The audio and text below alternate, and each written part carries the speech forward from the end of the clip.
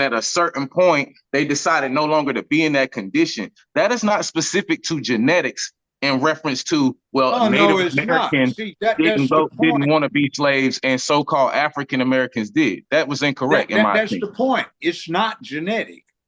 It's got to do with your mindset. See, the people that got enslaved in Africa and sent over here weren't the warriors. If a warrior got caught, it's a different kind of thing. They did not make good slaves. Some of them jumped off the boat. Some of them just said, shoot me, kill me, I'm not doing this. And they did. So you got the more compliant ones over here. But then again, you didn't weed all of them out. You got some unruly, like you have dogs that can't be tamed because they have too much wolf in them. Wolves don't make good domestic animals because they have too much wild in them. They haven't been domesticated. But you have Negroes who were bred and domesticated. You have Negroes who had the elements of enslavement inserted in their culture, so they taught themselves to be slaves. It's interesting. When you listen to free men and you listen to people who still think like a slave, you can hear the difference if you know what you're listening to. It's like Judge Joe Brown. No, great bill. I don't mean to cut you off, Judge Joe Brown. That's a great bill you and Geechee are having.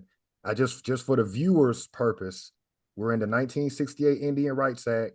Judge Joe Brown is saying that this act, 7 days after King was assassinated, refers to Indians that are already on reservations. I want to move forward a little bit from that, and let's get to 1971, and let's get to this Black Congressional Caucus. So all the work that was done in the 1960s, now we know that it was a military act in 1964 to end segregation, to keep the morale up of the soldiers. And then you get 1965 Voting Rights Act. And then in 1968, after King was assassinated by the federal government and its Marines and its FBI, they turn around and give rights in a government again to a group of people who are already on reservations. Now let's get to 1971 and this Black Caucus. How did this caucus get formed?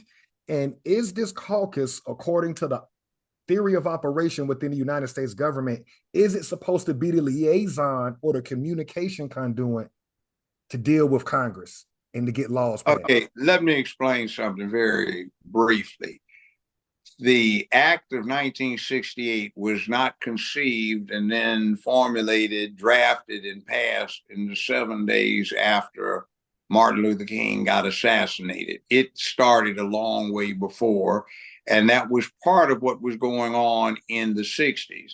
You had a unity between the Black interest, the Indian interest, the Hispanic interest, the Asian interest. It was called Third World. And acting together, you had more power than you did when you acted separately. Now, the Black Caucus, whatever its intent, is no longer a conduit for what you think it would be for. The Black Caucus actually should be construed as the Rainbow Caucus, with the exception of, I think, 5 members of the Black Caucus. Every other member of the Black Caucus is a member of the Liberty Caucus. The Liberty Caucus is the LGBTQIA Congressional Caucus. Everything for the last 35 years that the Black Caucus has introduced as legislation has been gay. Everything they've supported has been gay. And they have been given an interesting opportunity to resign from everybody else and become part of a new voluntary ethnic group, the Rainbow Cult.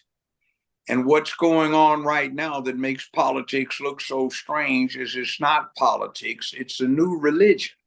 Now think of Buddhists.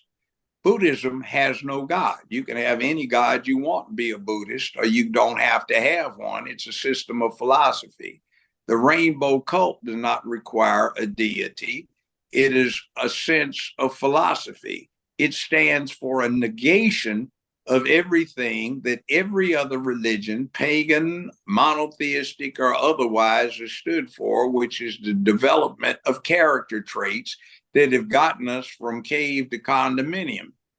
You're on a hunting trip and you got to back your buddies up. Brave, courageous, forthright, Hold on one second, willing Judge. to sacrifice. Let's get back real quick, Judge. No, I'm getting back. I'm getting back. You're So saying what the Black you Congressional have Caucus, is you're saying the Black Congressional Caucus is turned homosexual. So now you're no, it's not homosexual because all homosexuals are not in this rainbow cult. But it passed You see, gay bill. rainbow cult is a coalition that includes pedophiles and trannies.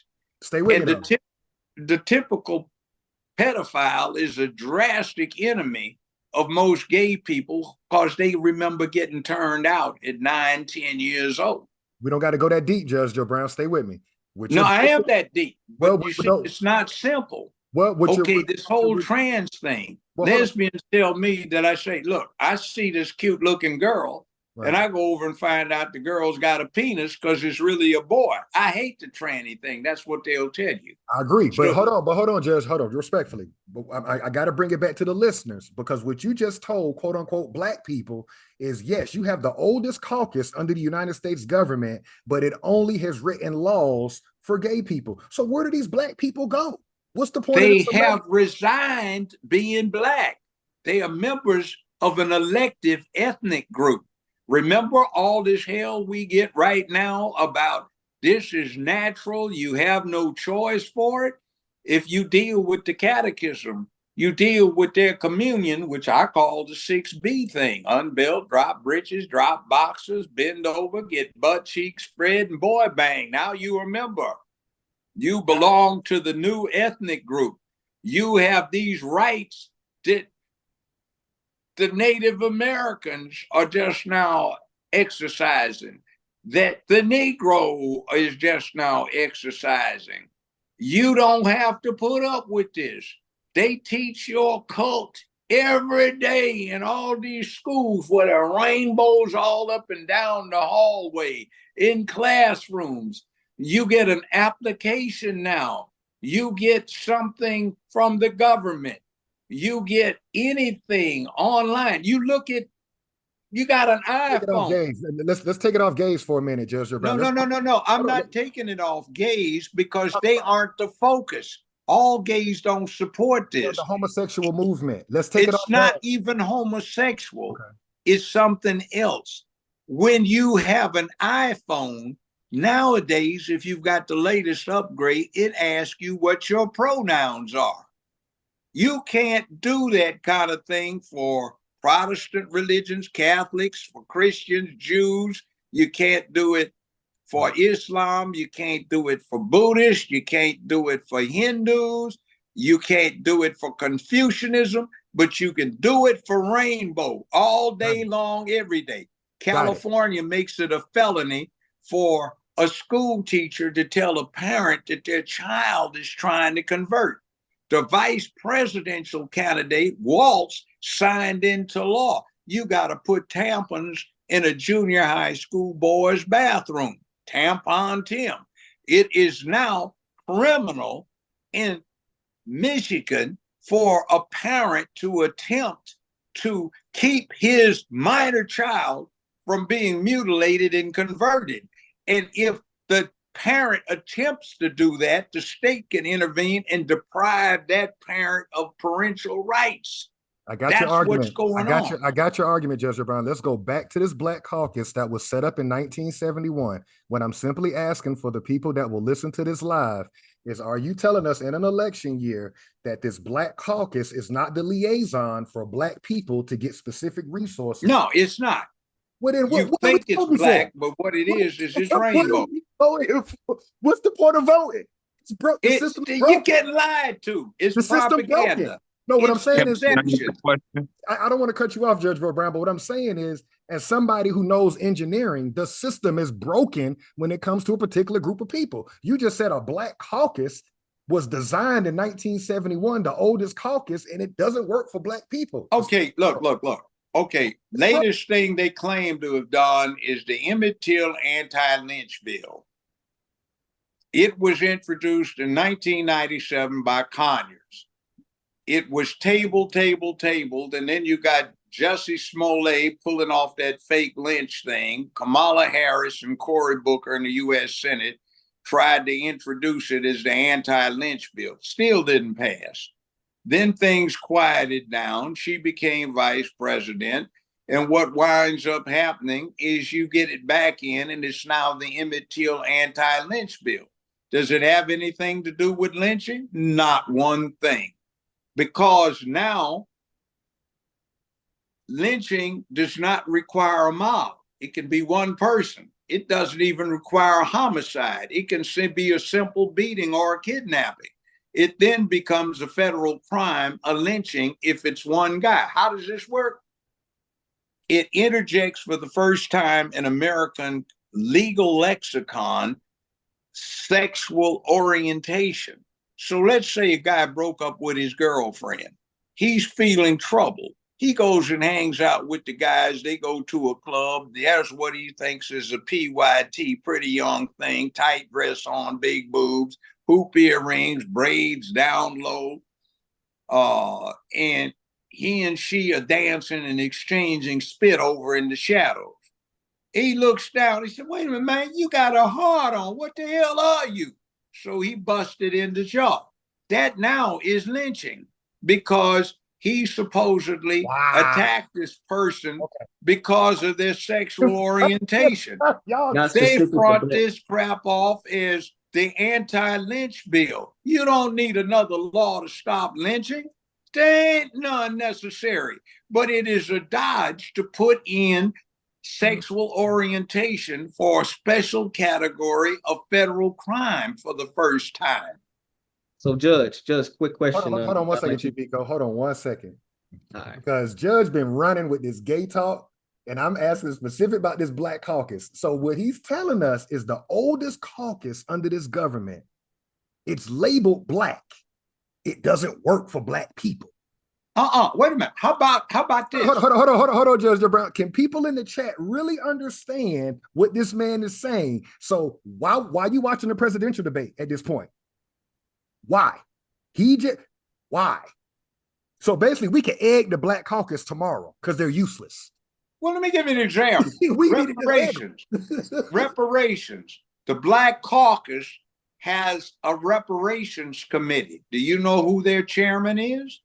Somebody not the chairman of the Black Caucus's reparations committee is the congressman from the 9th Congressional District of Tennessee here in Memphis, Tennessee. He's gay, he's white, and he's Jewish, and he's in charge of the Black Caucus's reparations committee. He's also chairman of the Liberty Caucus's reparations committee. And 2 weeks after 5 years ago, they had that farce of 2 weeks worth of hearings that the Black Caucus conducted to determine whether they should have a committee formed to study reparations. Not 2 weeks later, without debate, on the first voice vote, they passed the Gay Reparations Committee, chaired by the same congressman, gay, white, Jewish, Steve Cohen from Memphis, Tennessee, who heads the Reparations Committee for the Black Caucus. Go ahead, now, you see any connection? Stop you. I'm sorry, Judge O'Brien. I didn't mean to stop your bill, and I don't want to be talking over people. I need to take me a break from what this man just said. Chief Biko, go ahead. If you in the chat, you're hearing it for yourself. The Black Caucus does not work for quote unquote Black people. It sounds like the same thing with the NAACP, correct? Like where we have individuals who's supposed to represent a certain sect of people, but as we fast forward, what ends up running them is actually not even the people it's supposed to represent. Here's the bottom line on the NAACP, National Association for the Advancement of Colored People. All right? What it's set up for is this. At the turn of the 20th century, the Jewish community in this country still had some problems. It's less than, right now, believe it or not, the Jewish population is about 2% of the American population, just 2%. So they wanted some protection. So they came up with the idea that if you can't do it to a Negro, you couldn't do it to a Jew. So they set up the NAACP to advance the interest of the colored people as a front for protecting their own interest. It makes perfect sense, right? Because in that same time period of history, we're starting to see also the creation of the music industry, some of the and certain individuals just having a stronghold on that and perpetuating other things that we would see in the so-called Black community moving forward in history. Now, that isn't a complete pictorial list of the Black Caucus, because they got a whole lot of white congressional members of the Congressional Black Caucus. So let me ask you this real quick, Judge. Because we talked about, nation building and ultimately how does the United States deal with certain individual groups of people